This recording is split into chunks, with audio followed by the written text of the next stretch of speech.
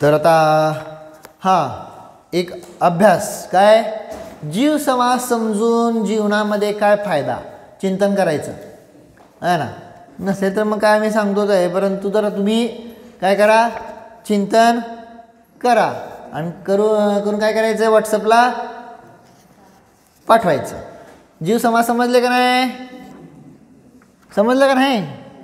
मग ते समजून तुम्हाला काय फायदा, जीवनात काय उपयोग, अशी चिंतनाची सवय लावा. त्यातनं मला समजतं तुम्हाला किती समजलं आहे का नाही.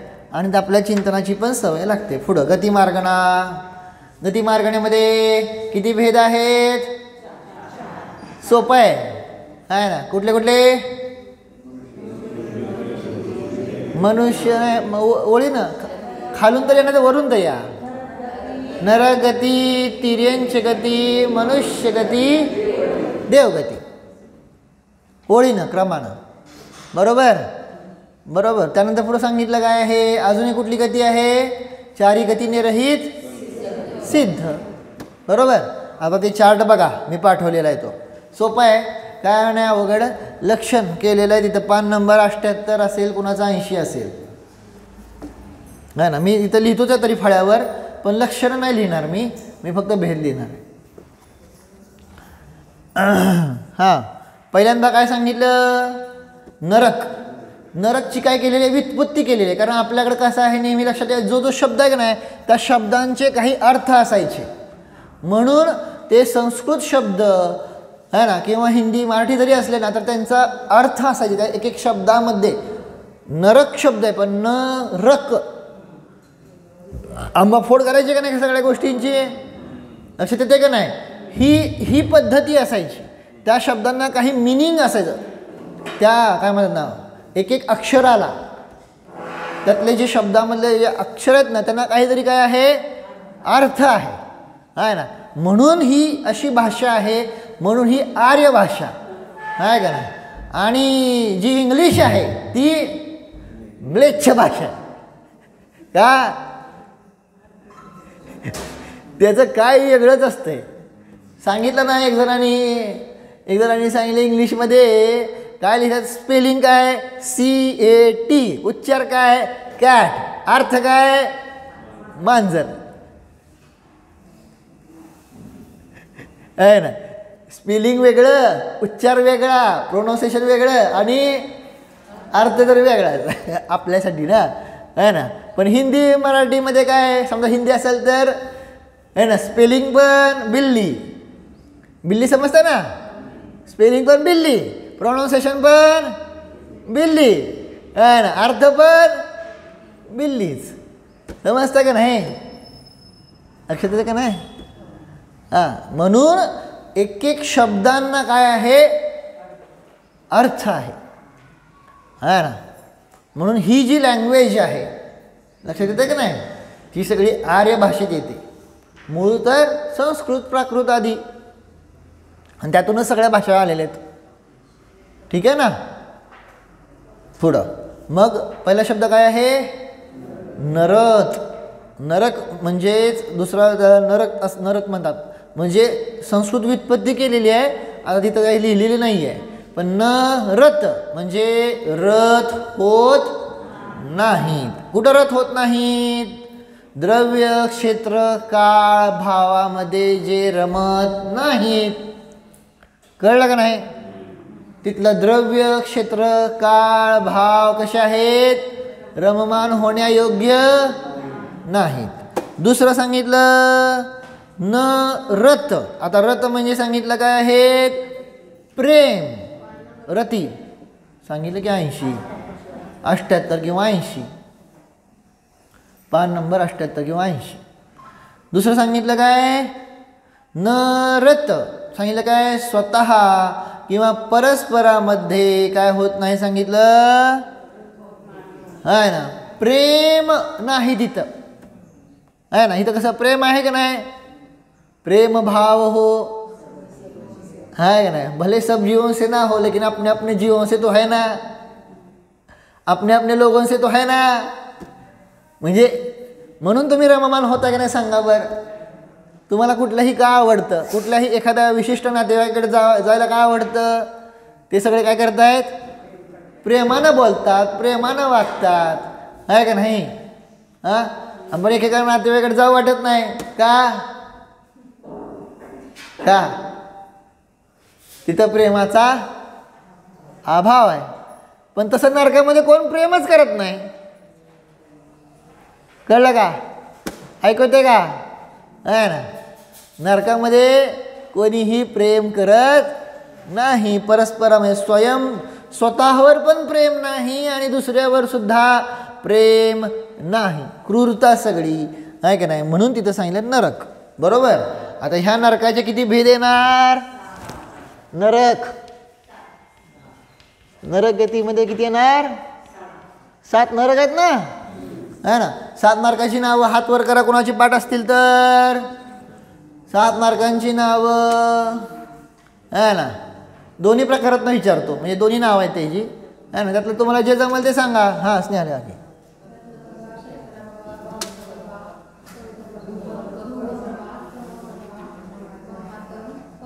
पंक राहिली की. हां, पंक, धूम, तम, महातम आणि झाले की तम महातम झाले 7. समजलं का नाही? दुसरी नाव हारेच्या हात वर करा म्हणलं तर पाठ असेल तर हात वर करा, नाही तर नको. हा ना, मम्मी. हा,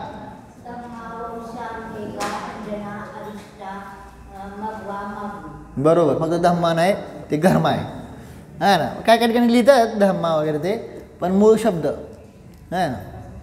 समजलं? 7 नरकांची नावं. बाकीचा विस्ताराने आपण बघूया, है ना, नंतर थोड्या दिवसांनी. हां, तर आता 7 नरक कळले. ठीक आहे. आता पुढची गती कुठली? तिर्यंच गती. तिर्यंच, त्याचा संस्कृत व्युत्पत्ती केली आहे. तिरह अंचती इति तिर्यंच, है ना. अंचती म्हणजे प्राप्त होतात. कुठल्या ह्याला प्राप्त होतात?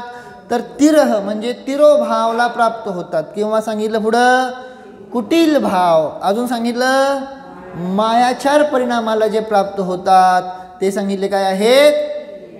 तिर्यंच, है ना. कारण तिर्यंच गतीमध्ये कोण जीव जातात? मायाचारी करणारे जीवच तिर्यंच गतीमध्ये जातात. कळलं का नाही? मग पुढे सांगितलं बघा काय, मन वचन कायाच्या कुटिलतेला जे प्राप्त होतात. पुढे सांगितलं ज्यांची संज्ञा प्रगट असते. कुठल्या संज्ञा? हातवर करायचा, फक्त हातवर करायचा. संज्ञा किती आहेत आणि कुठल्या आहेत? अहो काय नेहमीचे जरा काय वेगळे हात नाहीत का वर? हा सांगा मा. हा बघा, छान मस्त आहे ना. असं रोज स्वाध्यायाला आल्याचा परिणाम समजलं नाही? तर मग काय सांगितलं? 4 प्रकारच्या संज्ञा. कुठल्या? आहार, भय, मैथून, परिग्रह. कळलं का नाही? 4 प्रकारच्या काय आहेत? संज्ञा. मग ह्या 4ही संज्ञा तिर्यंचांमध्ये काय होतात सांगितलं? प्रगट असतात, आहे ना. प्रगट असतात म्हणजे दिसून येतात, आहे ना. मनुष्यांच्या काय होतात? दिसून येतील असं काय नाही आहे, नियम नाही ना तिथं काय. कळलं का नाही? तुम्हाला भूक लागली आम्हाला काय कळणार आहे ना. असं एक उदाहरण सांगतो हो, पण तसं तिर्यांच्याचं नाही. असं सगळे एक्झाम्पल आहार, भय, मैथून, परिग्रहाची.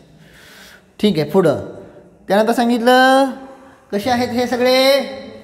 निकृष्ट अज्ञानी. एकेंद्रियापासून येतात ना सगळे जीव, आहे ना. त्यामुळे निकृष्ट म्हणजे सगळ्यात लोएस्ट अज्ञानी आहेत. आणि अत्यंत पापाची काय आहे? बहुलता आहे. कळलं का? असे हे सगळे काय आहेत? तिर्यंच, आहे ना. पुढं आता ह्या तिर्यंचांचे 5 भेद केलेत. आता हे 5 भेद लक्षात ठेवायचे आहेत. हे 5 भेद विसरायचे नाहीत. मी लिहितो इथं फळ्यावर, आहे ना. तिर्यंचांचे हे 5 भेद आता इम्पॉर्टंट आहेत. पुढं पण येतात बरं का, कर्मकांडमध्ये पण वगैरे पण येणार आहेत. हे तिर्यंच जे आहेत त्यांचे 5 भेद. पहिले कुठले? पहिले सामान्य तिर्यंच. दुसरे पंचेंद्रिय तिर्यंच. तिसरे पर्याप्त पंचेंद्रिय तिर्यंच. समजतंय ना? हां, पुढं योनिमती, मती लावायचं बरं का, योनिमती तिर्यंच. आणि 5वं अपर्याप्त पंचेंद्रिय तिर्यंच. हे 5 भेद लक्षात ठेवायचे. हे अगदी 10ला आदी ग्रंथापर्यंत सुद्धा येणार आहेत. कळलं का? त्यामध्ये सगळी ती चर्चा येते आहे ना.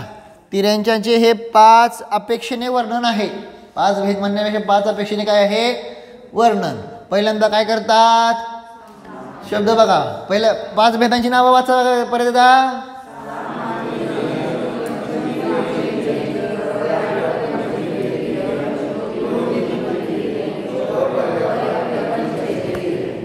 ओके, ठीक आहे. सामान्य म्हणजे ह्यामध्ये सगळे सामान्य तिर्यंच म्हणजे ऑल ओव्हर सगळे कव्हर झाले.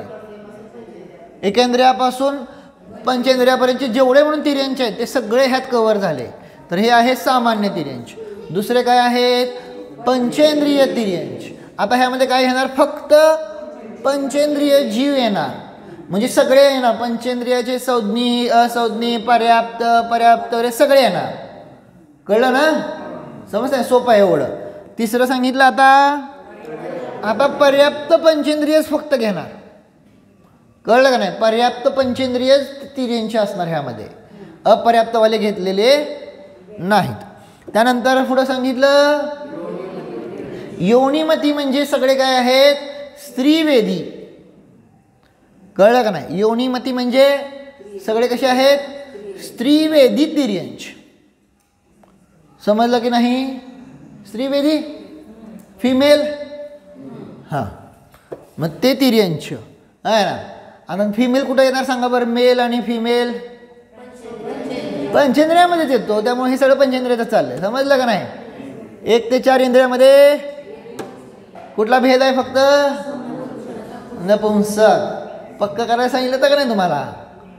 आहे ना. नाही मग अशी गंमत सुरू होणार पुढं. तर मग लक्षात येतंय? गतिमार्गाने सुरू झालेली आहे. सोपं आहे, लक्षात घ्या. योनिमती म्हणजे फक्त काय ओनली फिमेल पंचेंद्रिय तिर्यंच. कळलं का? पुढं आणि लास्ट कोण राहिले आता? अपर्याप्त पंचेंद्रिय तिर्यंच. कारण पर्याप्तवाले आपण वर काढले होते का नाही?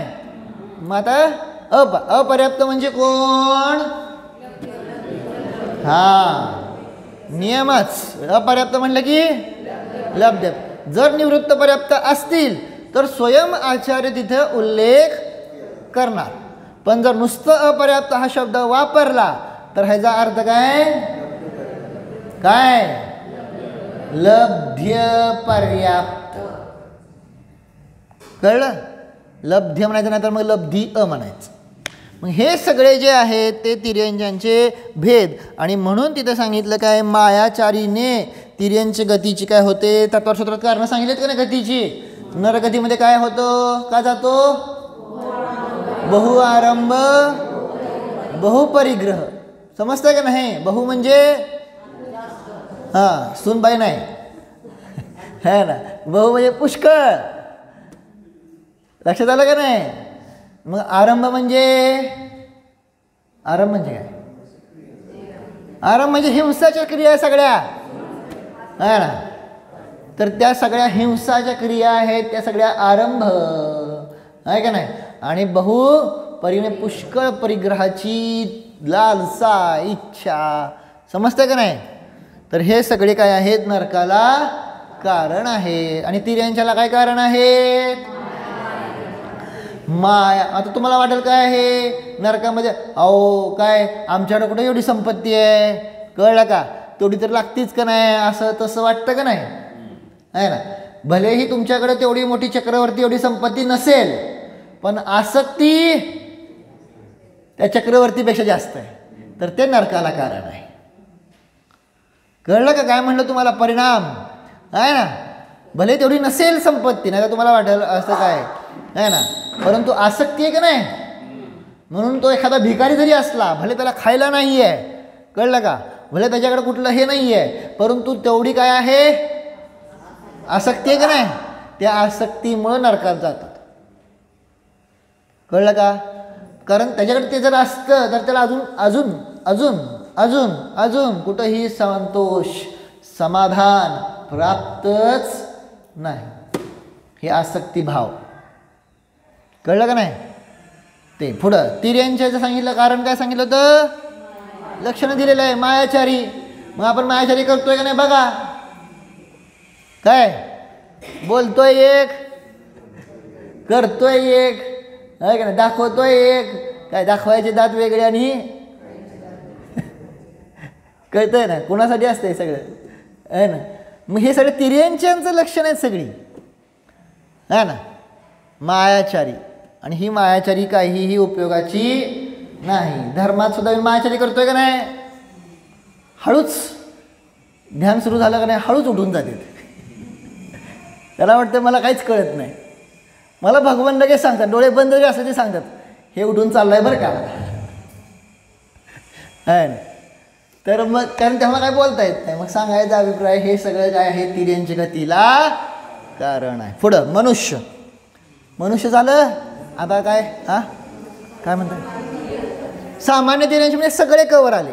एकेंद्रियापासून पंचेंद्रियापर्यंतचे सगळे भेद सामान्य तिर्यांच्यामध्ये. मग तिर्यांचे तर एकेंद्रिय कोण आहेत?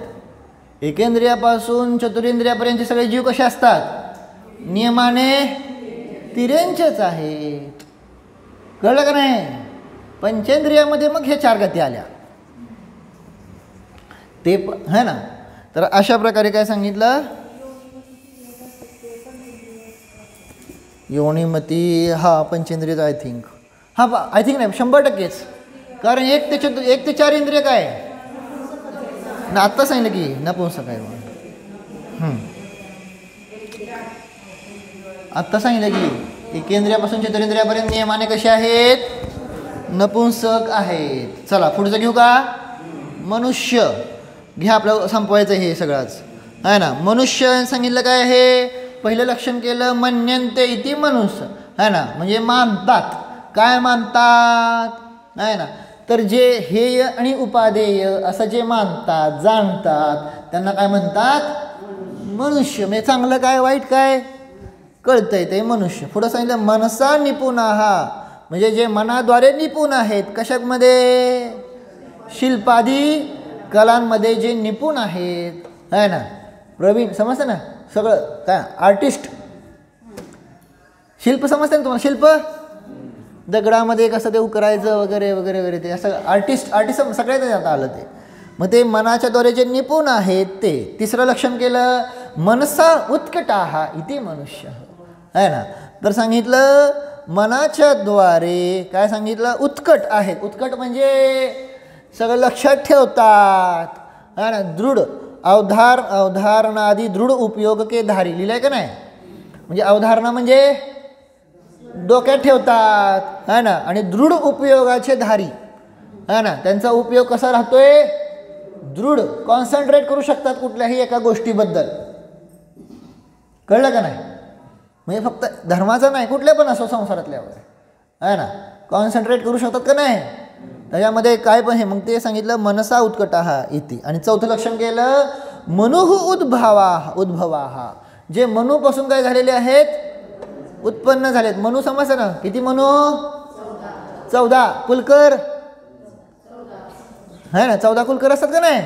मग तिथूनच सगळे काय होतात? मग उत्पत्ती आधी चालू असते. मग ते सांगितलं काय आहे? कुलकरांपासून 4 कुलकर नाही बरं का, ते चौथा पॉईंट आहे.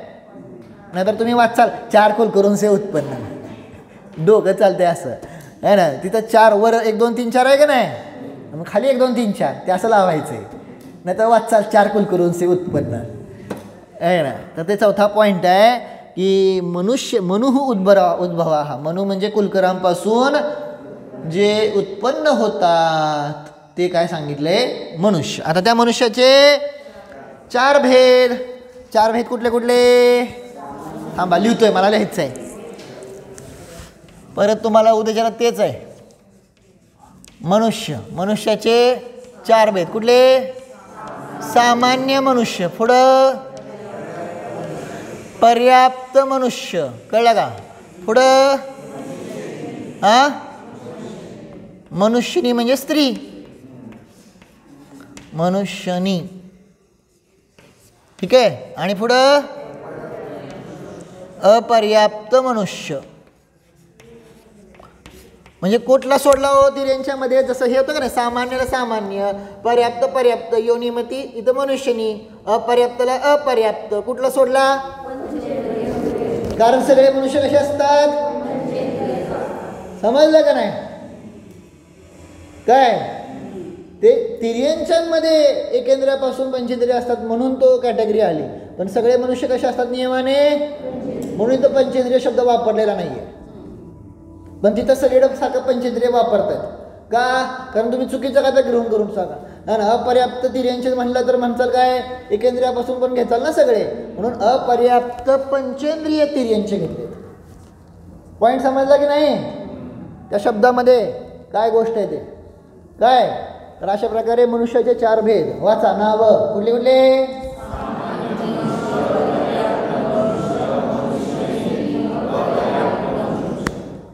है ना. आणि खूप सोपं आहे, काय अवघड नाही आहे, लक्षात ठेवा. तर काहीच अवघड नाही आहे ना. सामान्य मनुष्य ह्याच्यामध्ये सगळे कव्हर झाले, सगळे म्हणजे पर्याप्त अपर्याप्त, मेल फिमेल, नपुंसक वैदिक सगळे कव्हर झाले टोटली, है ना.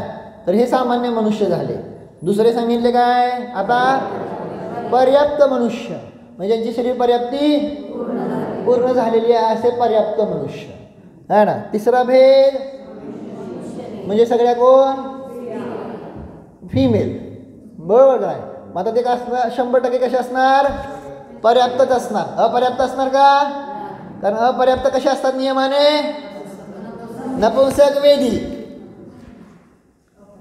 पक्क केलं का नाही? जीव समासमध्ये अपर्याप्त नियमाने कसे आहेत? समूर्छन नियमाने कसे आहेत?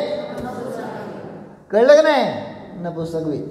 तर मग त्यामुळे सांगितलं काय की म्हणून तिथं तो शब्द वापरला नाही. मनुष्यनी म्हणजे काय आहे नियमानं? ती पर्याप्तच आहे. इथं फक्त आता मेल नाही आहेत, है ना, किंवा नपुंसक वेदी नाही आहेत, फक्त काय आहे? फिमेल. ओके, कवा पडलं है. आणि त्यानंतर पुढं लास्ट काय सांगितलं? अपर्याप्त. अपर्याप्त म्हणजे लब्ध लब्ध म्हणायचं नाही. आता बास झाला. आता चुकला तर मग मी काय शिक्षा देणार? सांगितलंय ना, तोंडातच बसवायचं नाही आता तसलं.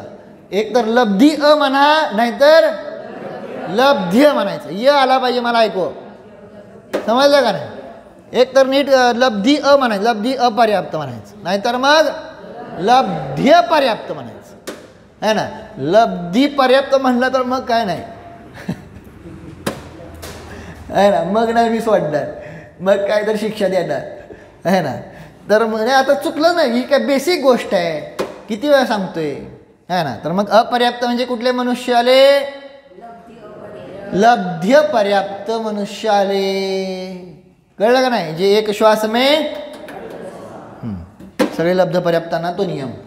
आता देव होईल का?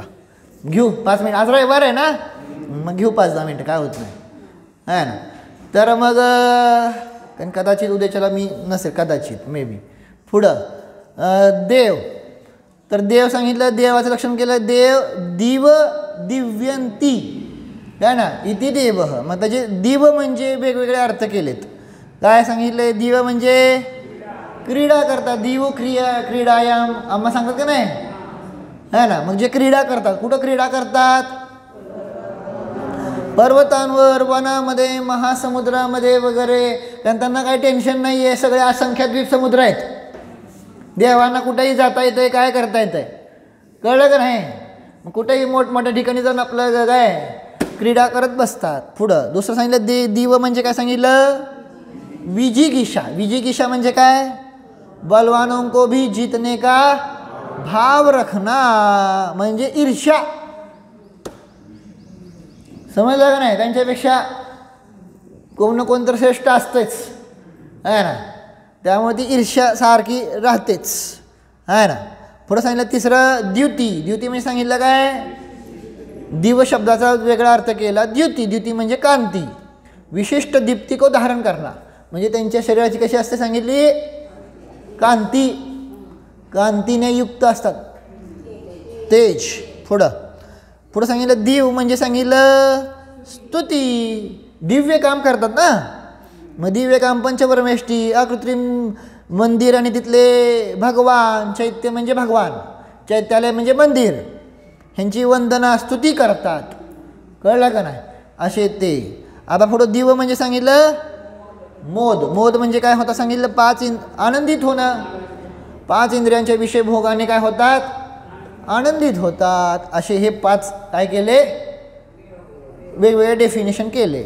मग हे देव जे आहेत ते कुलाचलादीमध्ये क्रीडा करतात. पुढं अणिमादी गुणांनी सहित आहेत, त्यांची काय तेज, ते समजलं नाही. अणिमा, महिमा, लगिमा, गुरुती 8 आहेत ना.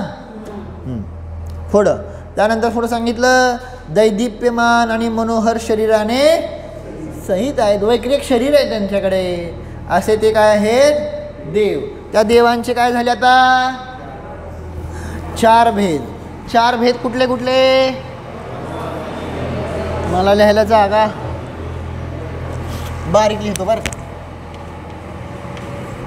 पडायला लागले आज.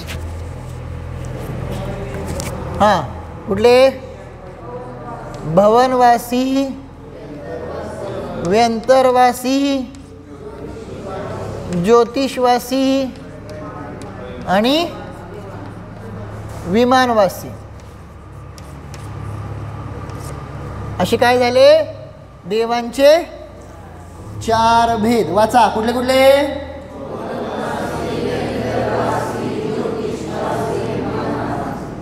कळलं. असे हे देवांचे 4 भेद झालेले आहेत. ह्याचं सगळं एक्सप्लेनेशन उद्या करतो, कारण खूप आहे, त्याला वेळ लागणार. काय ह्याचं सगळं जे आहे सांगायचं जी गोष्ट आहे ती उद्या, ठीक आहे. तर अशा प्रकारे देव. आणि पुढे राहिले कोण, सिद्ध. सिद्ध कसे आहेत, जन्म, जरा, मरण, भय, संयोग, वियोग, दुःख, संज्ञा, रोगाधिकांच्या वेदनेने रहित आहेत. असा सिद्ध लक्षात राहतील ना. आता सिद्ध ध्यानात घ्या. चला,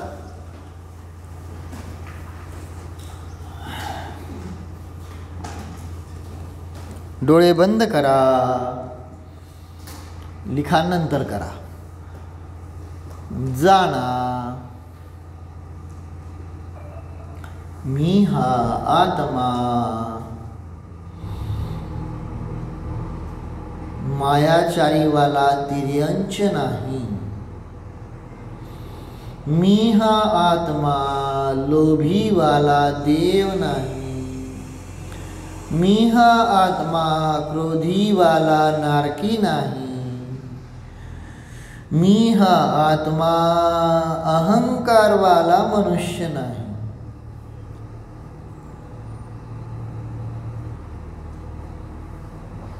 मान कशायवाला मानव नाही. मी सिद्ध स्वभावी आहे. 4 गतींने रहित सिद्ध स्वभावी आहे.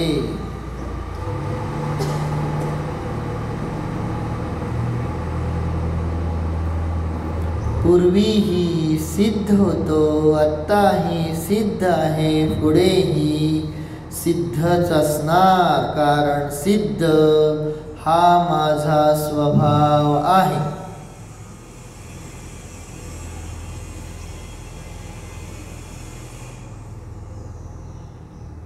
चार गतिरहितो हम, चतुर्गतिरहित दुःख रहितो हम,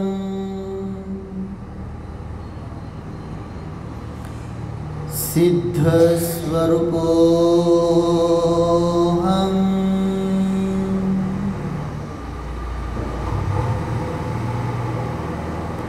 सिद्ध सुख स्वरूपो हम,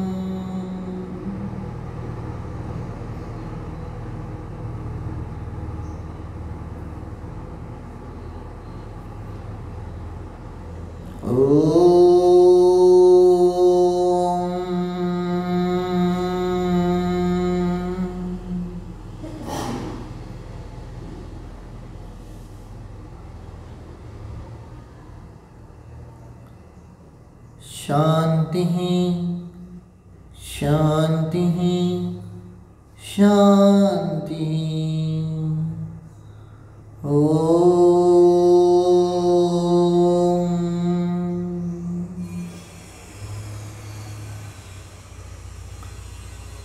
विसर्जन। नमो